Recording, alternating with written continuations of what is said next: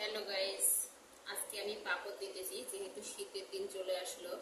তো শীতের দিনে হচ্ছে পাপড় ভাজা খাবেন আর টেলিভিশন দেখবেন ল্যাপের নিচে শুয়ে শুয়ে।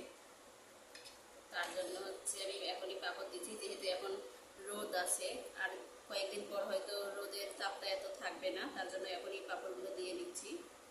তা এই পাপড়টা হচ্ছে সাবুদানার পাপড়, এটা কিন্তু শুধু লবণ দিয়ে সাবুদানাগুলো সুন্দর করে ধুয়ে সিদ্ধ করে নিয়েছি। দিয়ে কাঁঠালের পাতায় শুকাইতে দিলে অবশ্য ভালো হয়, তো আমি কাঁঠালের পাতা পাইনি, তার জন্য হচ্ছে কলার পাতায় দিলাম।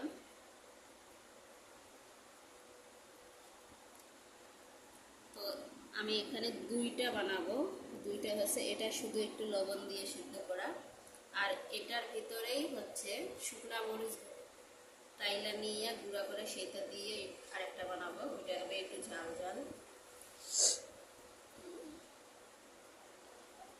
আমি একটু মোটা মোটা করে দিচ্ছি,